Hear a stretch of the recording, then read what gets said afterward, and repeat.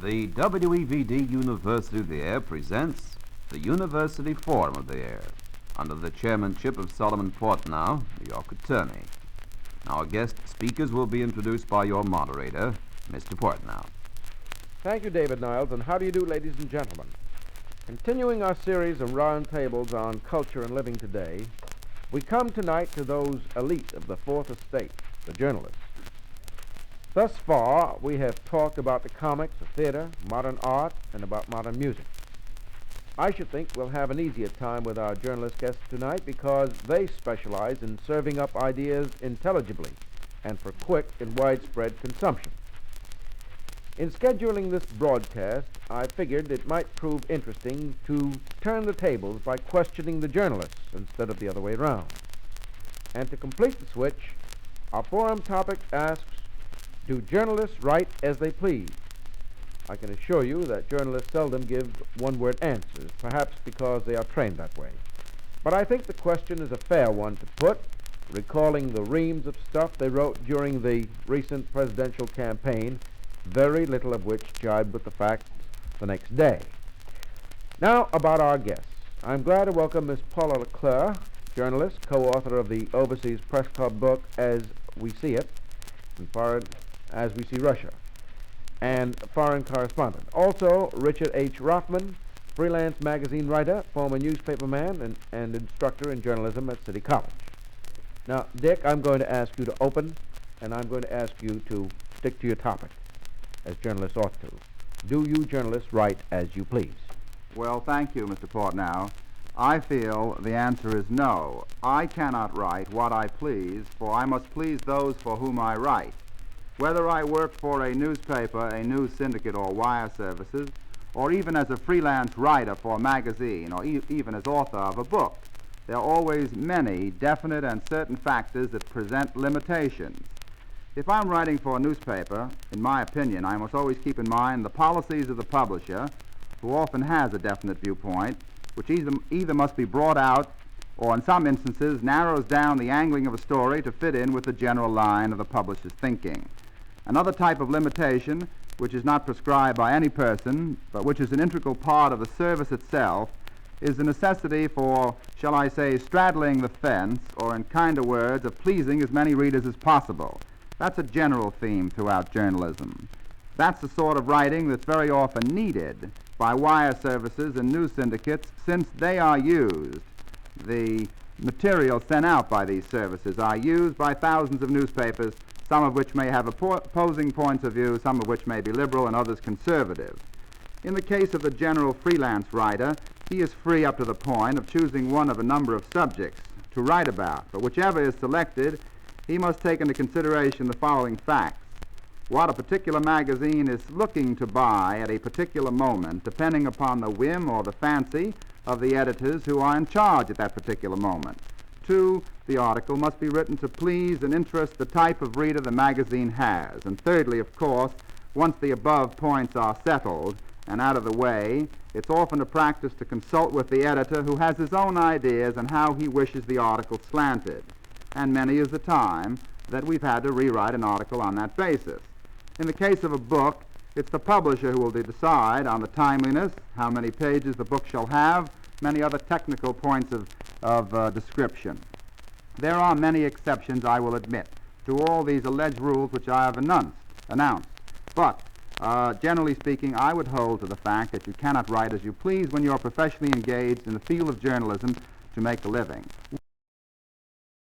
At all in the country, even a genuinely conscientious correspondent can be hampered by the knowledge that if he tells the entire truth, it'll dry up his information sources, and indeed, at times, it may menace their very existence. Can our hypothetical foreign correspondent resist the temptation to seek scoops and easy headlines, the kind of thing that Mr. Rothman rather suggested he ought to seek in order to sell, rather than dig out the whole laborious story, which is less spectacular and perhaps in that sense less saleable? A transient correspondent on a flying or temporary assignment up against the urgency of striking gold in a few days or weeks, can he refrain from sending a brilliant reassurance or alarm too shortly after his arrival? Can he risk losing his rating or his job by sending out only the routine? Of course, such men, people of character, are rare in any profession. And I think journalism is fortunate, not in that it has so few, but in that it has so many men of that type and caliber among its correspondents. Well, now the statements are in. You said you were going to tear your claws into Mr. Rothman, did you? Yes. What did you take issue haven't- with?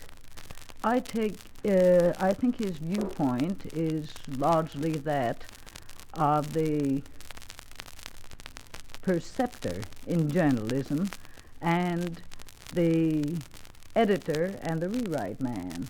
And I think that when a journalist starts worrying too much about that end of it, he may as well give up the profession. He has a job and not a profession, and he may as well, it doesn't make much difference whether he's there or not. Because Well, let me ask you, is there any technical difference between a journalist and a newspaper man? No. In fact, I very seldom use the word. It's a word that the English use. Plain reporter is a word that I like. How about you? How do you feel about that? Well, I feel that a newspaper man is any person professionally engaged in the newspaper business, may include a reporter, rewrite man, city desk man, or man on any other department of a newspaper from the news gathering and printing end rather than mechanical production or advertising or general promotion. I would say that a journalist is a person who is one step above the anonymity of the average newspaper man, a man who has achieved some measure of fame and whose byline has some meaning, you see. So that a journalist has a byline which a newspaper Generally, man hasn't? I would say so. Well, do journalists today operate pretty much as they did a generation ago, or would you say that the practices in the profession have changed since? Or don't you remember Actually, a generation ago? Well, How much is a generation? Funny thing, I'm in the newspaper business exactly one generation, exactly 21 years this year. Was it different? It was very different. It yeah. was different. I'll have to admit to a foreign news trip as far back as 1932, because that's what my piece in As We See Russia, that Dutton book, tells about. But I think that there's been an improvement. I'm an optimist In which way? about this field. In which way? I think that there's more honesty, more willingness in good papers to show as many points of view as there are on a subject, and I think that reporters have improved. I prefer the present model, the good kind, to the Richard Harding Davis variety. That was not only a fictional character, but I think that a lot of people in the field tried to act that way and felt that it was their duty to be as much that way as they could. Well, as journalists, do you feel that a journalist's private opinions influence his work? Oh, definitely. Everybody's private opinions influence his work. But Well, how about- a journalist should realize that he has these private opinions and discount them. Of course, they're human and fallible and can make mistakes about what's important. Sometimes they don't know the locale the dispatch comes from or the actual tendencies of developments there. They can make mistakes. Maybe they need Neiman fellowships as much as reporters do. The editors do, you mean? Yes. Oh, yes, sometimes. Now, Some of them. I was talking to a former mine. newspaper man who's left the profession, and thanks the good Lord that he has. And he made this point. He said that the journalist points up the sensational and scare story because that sells papers. Rather obvious, but he points out that it often does our foreign relations lots of harm. And he pointed to the submarine scare stories of last spring. Now, what comment would you make on that? Well, Is that true or I isn't it think true? I've already answered that. It's true in any profession that people seek, many people seek the easy road to fame, to money, and it's the same in the newspaper field. But as I said, the wonder is that there are so many conscientious newspaper men who take the long, laborious road in order to get the real story. Well, now, if that's so, how would either of you comment on the presidential campaign just closed, when so many journalists wrote so much stuff? I wonder how many of them dared to take an opposite view to the editorial policy of the paper or periodical they represented during those pre-election days. Well, Because now a good many of them are saying, I knew it right along, you know. Perhaps we'd better let Mr. Rothman talk first. I have one suggestion to make afterward, but perhaps we'd better let Mr. Rothman answer first because, as I told you, I never was a cub here. I pitched headfirst, Athena, into the foreign policy field without being anywhere nearly as smart as Athena. But I've learned a lot the painful way. All right, let's hear from you then, Dick. Well, I would feel that most of the political correspondents who covered the recent election honestly wrote the way they felt. In other words, they believed in their own mind that Dewey would win. They got the same psychic vibrations and factual feelings based upon contact with other people that the pollsters got, that the leading poll takers got. And I don't think that they're to be blamed for coming to an erroneous conclusion. I would like to point out, as a bit of braggadocio, that I wrote a number of letters 3 weeks before Truman's election to approximately 100 people in my field predicting Truman's election by 2 million votes. Did you? And I'm the only person that I know of who went on record that way. And of course, I based my feeling on the fact that the polls were wrong because they didn't take into consideration the human element, and also that many of the poll takers' aides who were hired for this per diem work of going out and interviewing people were psychologically unfitted for the job. They unfortunately produced a natural resentment on the part of the person questioned, who very often felt that the question was an unwarranted invasion of the person's privacy of political thinking. Sometimes they gave wrong answers completely because they were willfully giving wrong answers, and other times I know people who were questioned by pollsters who gave answers which were not set in their mind at the time they were taken. Yes, Mr. Clare? Well, you know, I think that the comment I was about to make sort of jibes with what you're saying, Mr. Rothman. I feel that there's no deliberate adjusting or readjusting of one's own convictions for the paper in most cases. It seems as if the issue would arise, but it's amazing how seldom it does. I think that there's an osmotic tendency for writers to gravitate to papers whose views accord with their own, and therefore the conclusions would naturally be similar. Otherwise, they might get ulcers. Right. That's right. Yeah. And that's sort of confirmed in a curious way. I happened to be talking a few days ago to a man named Charles Upson Clark, who knows a great deal about my European field, and his father was an editor of the Post. Apparently that's been true for a long time. You wanted some generations. He was editor of the Post when it was the Evening Post. And for 20 years, a brilliant and very varied staff used to have conferences twice a week in which they discussed very honestly all possible points of issue, the news and attitudes toward it, and only twice in the course of those 20 years, Mr. Clark Sr. told Mr. Clark Jr. had there ever been any difference that could be called in the least serious. And yet those men were personalities and characters. It was a good paper, Do you think I'm that's told. a healthy condition for a newspaper? Where all people on the paper sort of agree, where policymakers, editorial writers, readers... Perhaps not, but I think it's sort of inevitable. Have you noticed somebody was saying the other day the Times I don't has think had a it's lot of inevitable. new editorial writers, but they all get that Times manner. You can't tell which editorials are probably by the new men. And perhaps that kind of involuntary hypnosis is something that can't be avoided and helped. I don't know that it's all bad, not if the paper is good. It just depends.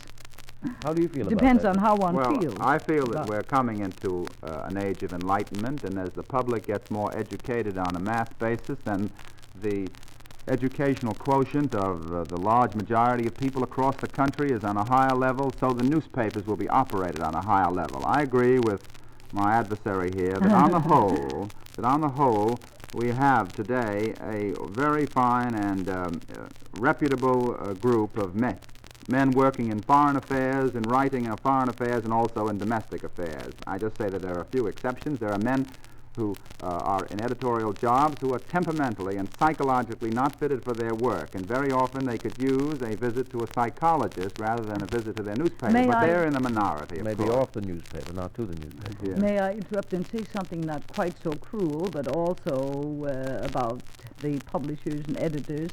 I think that they, and perhaps the reporters too, are likely to underestimate the public The public has shown that by standing up on its hind legs on several occasions and not believing the newspapers or not acting the way the newspapers thought they ought to act. And no matter what we think about the nature of their decision, the fact that they made it independently, I think, is interesting and reassuring. And maybe it shows that instead of feeding the public what we think they can take, and saying public isn't interested in hunger, for instance, when there is hunger and destitution, as right after the war. A correspondent I know, writing one of the biggest syndicates, got a cable from his editor saying, hunger, not news.